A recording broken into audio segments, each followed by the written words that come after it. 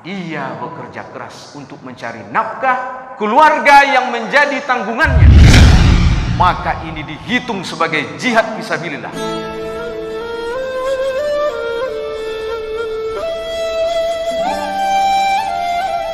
Assalamualaikum warahmatullahi wabarakatuh. Alhamdulillahilladzi arsala rasulahu bil huda wa dinil haqq liyuzhirahu 'alad dini kulli walau karihal musyrikun. Asyhadu an la ilaha illallah wa asyhadu anna Muhammadan 'abduhu wa rasuluhu la nabiyya ba'dahu. Allahumma salli wa sallim wa barik 'ala Muhammad wa 'ala alihi wa sahbihi ajma'in, amma ba'du. Pertama sekali, puji dan syukur kita panjatkan kepada Allah Subhanahu wa taala. Sampai detik ini kita masih diberi kesempatan untuk beribadah. Salawat dan salam kita kirimkan kepada arwah junjungan alam, hidupnya dicintai, wafatnya disayangi, baginda Nabi besar Muhammad sallallahu alaihi wasallam. Allahumma salli ala sayyidina Muhammad wa ala ali sayyidina Muhammad. Kaum muslimin, kaum muslimat sedang jemaah tarawih rahimakumullah. Adapun yang menjadi judul santapan rohani Ramadan kita pada malam hari ini adalah bekerja untuk kebahagiaan dunia dan akhirat. Judul ini mengulang saja. Kenapa? Karena kita bekerja semuanya. Kita tahu apa itu bekerja, tetapi masih perlu diingatkan kembali bahwa bekerja itu bisa menyelamatkan kita di dunia dan di akhirat. Makanya Islam mengajarkan kepada kita bahwa bekerja itu adalah amal ibadah. Ini adalah suatu bentuk amal soleh. Makanya bekerja itu adalah wajib. Ya. فَإِذَا قُضِيَتِ الصَّلَاةُ فَانْتَشِرُوا فِي الْأَرْضِ وَابْتَغُوا مِنْ فَضْلِ اللَّهِ وَاذْكُرُوا اللَّهَ كَثِيرًا لَعَلَّكُمْ تُفْلِحُونَ.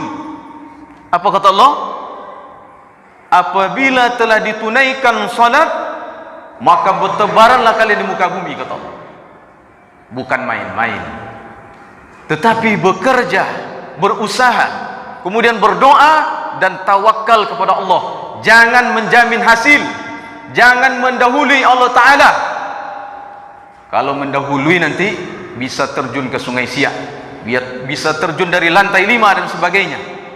Tetapi kita hanya pada level bekerja, berusaha, berdoa, kemudian serahkan kepada Allah. Kenapa? Dia yang menjamin hasil, bukan kita. Kaum muslimin sedang jemaah tarawih rahimakumullah. Makanya ayat ini turun di saat Rasulullah SAW berkhutbah, sedang berkhutbah. Kemudian datang pedagang dari negeri Sam. Tiba-tiba jemaah keluar. Inilah ayat turun. فَإِذَا قُضِيَتِ الصَّلَاةُ فَانْتَشِرُوا فِي الْأَرْضِ وَابْتَغُوا مِنْ فَضْلِ اللَّهِ وَاذْكُرُوا اللَّهَ كَثِيرًا لَعَلَّكُمْ تُفْلِحُونَ. Semacam teguran. Mengapa?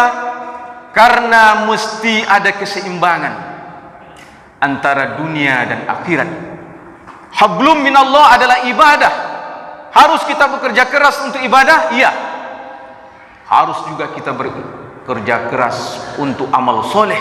Hablum minannas. Dan inilah yang diminta keseimbangan.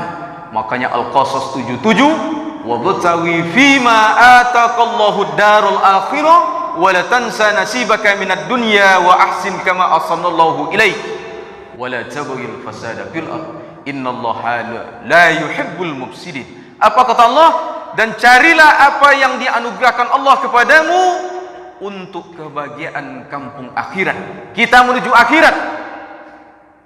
Tetapi Allah wala tansa nasibaka minad dunya. Akan tetapi kamu jangan melupakan bahagianmu. Apa itu? Kebahagiaan di dunia. Dan berbuat baiklah kamu kepada orang lain sebagaimana Allah berbuat baik kepadamu, dan janganlah kamu membuat kerusakan di muka bumi. Sungguhnya Allah tidak menyukai orang-orang yang membuat kerusakan. Ayat ini juga mengandung makna yang luar biasa. Kita harus menjaga keseimbangan antara dunia dan akhirat.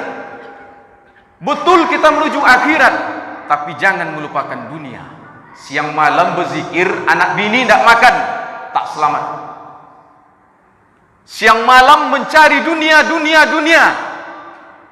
ibadah tidak ada, tidak selamat. Makanya Nabi bekerja itu untuk mengaktualisasikan keimanan dan ketakwaannya kepada Allah, tidak untuk menumpuk harta. Kalau kita baca buku-buku orang-orang mainstream, kapitalis, bahkan pernyataan orientalis barat yang mereka belajar Al-Quran, hafal bahkan dia Al-Quran, mereka berusaha membelok-belokkan. Apa itu? Nabi kalian itu miskin, kalian harus miskin. Ingat kaum muslimin, ini jebakan Batman. Kalau kita sudah miskin, payah untuk makan, datang dia dengan sebungkus nasi, dengan pulsa, dengan paket data. Mau makan? Daripada mati, iyalah katanya. Makanya kefakiran itu dekat kepada kekafiran. Iya.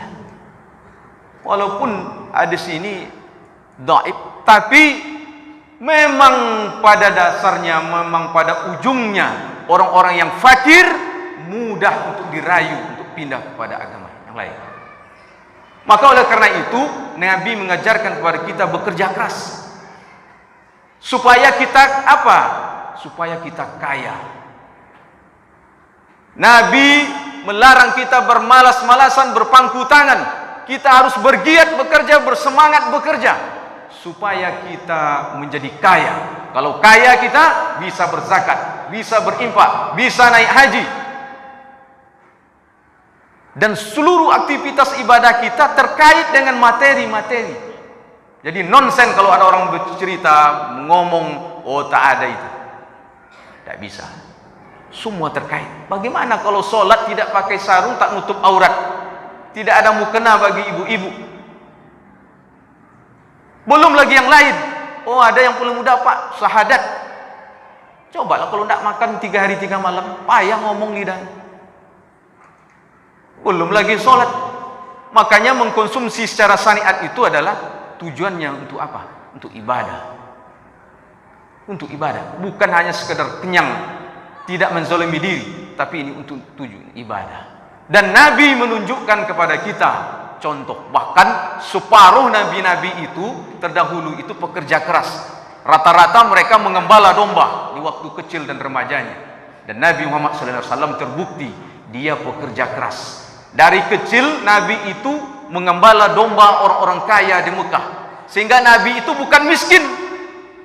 Nabi itu kaya. Nabi itu banyak mendapat upah dari orang-orang kaya di Mekah karena domba mereka dikembalakan oleh Nabi. Setelah dia remaja, dewasa, dia dibawa oleh pamannya, oleh datuknya. Kemana? Berniaga ke negeri Sam, Taif dan sebagainya. Sehingga Nabi menjadi peniaga ulung, pebisnis ulung. Bahkan dagangan tuannya, majikannya Khadijah yang dia jual itu laku karena dia jujur. Makanya gelar Al-Amin itu bukan hanya orang muslim, tapi non muslim pun, orang-orang Yahudi pun memberikan gelar itu kepada Nabi. Maka bukan Nabi menikahi Khadijah itu ini pasti Khadijah membiayai semuanya. Nabi ini kan miskin, macam orientalis barat tadi membuat doktrin kepada kita. Itu bohong belaka. Nabi itu kaya. Bayangkan Bapak dan Ibu, dari satu perang saja, perang Badar, umat Islam menang. Ghanimah dari perang Badar itu berapa? 1000 dinar. Berapa nilai duitnya sekarang? Padahal 14 abad yang lalu sekitar 100 miliar. 1/5 dari ghanimah itu adalah hak pemimpin perang. Siapa pemimpin perang? Rasulullah SAW. 20 miliar. 20 miliar kalau sekarang orang kaya atau orang miskin, Pak? Orang kaya atau orang miskin, Pak? Kaya, Pak ya? Kaya. Ini artis di TV tengok menampilkan kekayaan. Itu belum seberapa. Nabi itu kaya bukan miskin karena dia pekerja keras. Tapi dia hidup sederhana, bersahaja. Dia kembalikan kepada umat, dia berikan kepada umat. Begitulah kesederhanaan Nabi. Kaum muslimin, kaum muslimat, sedang jemaah tarawih rahimakumullah. Maka agama ini agama universal dan bisa memberikan kesejahteraan, rahmatan lil alamin. Wa ma arsalnaka illa rahmatan lil alamin. Bukan hanya kepada orang mukmin, non mukmin pun, bahkan mereka yang terikat perjanjian, bahkan mereka yang memusuhi Islam juga mendapatkan rahmat dari Allah Subhanahu wa taala. Bayangkan itu. Kaum muslimin, kaum muslimat, sedang jemaah tarawih rahimakumullah, karena Nabi mengajarkan kepada kita supaya bekerja keras untuk ibadah dan amal soleh, maka mesti kita juga ikut. Maka hampirlah sedikit kemiskinan pada masa Umar bin Abdul Aziz. Maka ditantang oleh Khalifah Umar bin Abdul Aziz, siapa yang berani mau berjalan dari Irak sampai ke Yaman cari orang miskin. Hampir tidak ditemukan orang miskin. Kenapa? Hakikatnya apa? Bukan secara fisik tampak, tapi mental orang-orang waktu itu sudah pekerja keras, dan mental mereka bukan mental-mental miskin seperti sekarang. Sekarang banyak orang mengaku miskin, apalagi bantuan. Ada bantuan, urus keterangan miskin semuanya. Tak percaya datang ke Basnas sebelah sini. Lengkap itu. Mentalnya miskin. Pada masa Turki Utsmani juga begitu. Bahkan orang mengimpakkan harta itu digantung-gantung aja di depan rumah. Tak ada yang ngambil. Karena mentalnya sudah kaya. Dan secara fisik Jun, yang tampak pun mereka kaya. Kenapa? Pekerja keras. Maka hari ini kalau ada orang miskin, perlu dipertanyakan. Mungkin dia malas. Siapa yang mengubah nasib dia kalau bukan dia? Ar-Ra'd ayat 11 itu kan, Allah tidak mengubah nasib seseorang sampai kaum itu atau orang itu mengubah apa yang ada pada dirinya, bukan karena orang lain. Maka oleh karena itu, bekerjalah, kata Nabi, untuk duniamu seolah-olah kamu hidup selama-lamanya. Bekerjalah untuk kepentingan akhiratmu seolah-olah kamu mati besok pagi. Kaum muslimin, kaum muslimat, sedang jemaah tarawih rahimakumullah, maka Islam memberikan nilai-nilai kepada kita. Apa nilainya? Yang pertama adalah kita disuruh bekerja keras. Al-Jumu'ah ayat 10 yang dibacakan di awal tadi, fa iza qiyatis sholatu fantasiru fil ardh. Ini kewajiban bekerja keras ini. Bukan disuruh malas. Oh, nanti kan datang juga tuh Pak, makan minum. Burung saja berangkat pagi, keluar, pulang dia pasti bawa makanan untuk anaknya. Rezekinya dijamin Allah Ta'ala. Bukan begitu. Cobalah begitu, tidur siang malam saja. Ada rezeki kita, ada apa? Hanya oksigen. Karena malas. Maka bekerja keras itu adalah nilai-nilai supaya kita selamat dunia dan akhirat. Dalam riwayat kaum muslimin, pada suatu ketika Rasulullah SAW dengan para sahabat bertemu dengan salah satu sahabat bernama Sa'ad bin Mu'az al-Ansari. Ditengok oleh Nabi, Sa'ad itu adalah kulitnya hitam seperti terpanggang oleh matahari, tangannya melepuh, mengelupas. Nabi mendekat, kemudian Nabi berkata kepada Sa'ad, "Hei Sa'ad, kenapa tanganmu melepuh, mengelupas, kulitmu hitam seperti terpanggang oleh matahari?" Sa'ad menjawab, "Ya Rasulullah, saya bekerja mengolah tanah untuk mencari nafkah yang menjadi tanggunganku." Langsung Nabi terharu.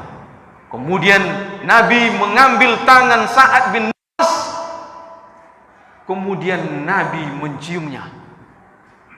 Kemudian Nabi mengangkat tangan Sa'ad bin Mu'az. "Hei sahabat yang lain, inilah tangan yang tidak akan disentuh oleh api neraka." Pak, tangannya aja masuk surga Pak. terus badannya masuk neraka? Enggak. Sa'ad bin Mu'adz al-Ansari masuk surga. Kenapa? Dia bekerja keras untuk mencari nafkah keluarga yang menjadi tanggungannya. Maka ini dihitung sebagai jihad fisabilillah. Makanya niatkan kita bekerja. Pak, saya kan sudah bekerja tapi kan sudah ada gaji, Pak, tidak ada pahala lagi. Niatkan, ini adalah ibadah. Mulailah dengan menyebut nama Allah. Bekerja kita walaupun untuk mencari nafkah keluarga yang menjadi tanggungan kita, tapi niatkan ini karena Allah Subhanahu wa taala, supaya nanti dia bernilai ibadah, bisa kita bawa menghadap kepada Allah Subhanahu wa taala di padang mahsyar nanti.